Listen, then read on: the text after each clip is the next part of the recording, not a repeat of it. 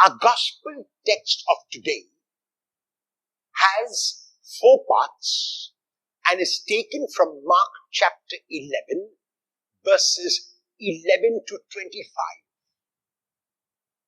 The first 3 parts are placed by Mark in what is known as a sandwich construction.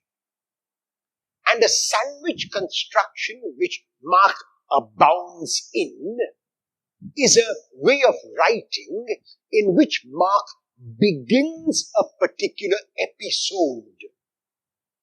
He does not complete it. He interrupts it by another whole episode and then continues the first episode which he began and completes it. So it is on either side of this episode which he began that he has another episode in the center that is known as a sandwich construction. In the first 3 parts, as I said, which is the sandwich construction, Jesus comes into Jerusalem looking for figs on a fig tree, doesn't find anything, and he curses the fig tree. Mark stops there. He does not tell us what happened to the fig tree, whether it withered or whether it was affected by the curse of Jesus. He doesn't tell us.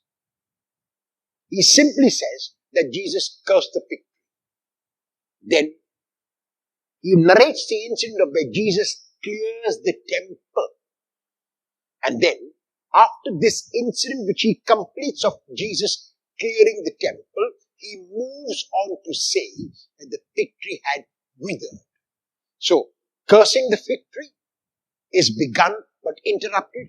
The temple is cleared and then the fig tree withers. So, on either side of the fig tree being cursed and withering, Mark places the episode of the clearing of the temple. In the 4th part, Jesus speaks about prayer and what prayer means. In the Gospel of Mark, there are no miracles from chapter 11 till chapter 16. All the miracles which Jesus works are up to chapter 10, and the last miracle before he enters Jerusalem is the healing of blind Bartimaeus in Mark chapter 10, verses 46 to 52. So, is this really a miracle because Jesus is in Jerusalem? And the answer is no.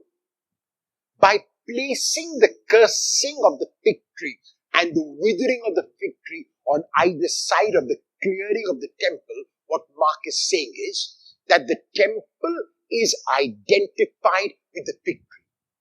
From far, it seems that there is worship. When I look from a distance, it seems that the temple is the place where God is praised, where God is adored, where worship is given to God.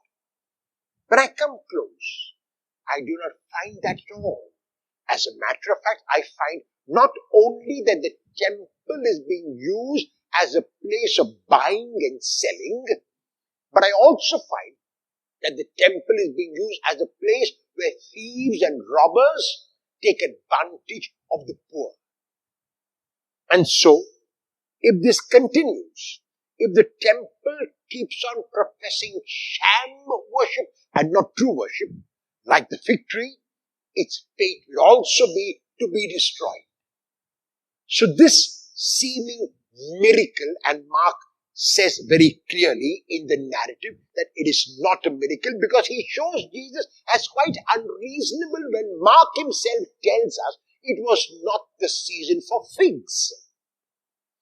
If it was not the season for figs, then how could Jesus expect figs on a fig tree? What Mark is saying is that while a fig tree can speak about being in season and out of season, the temple surely cannot.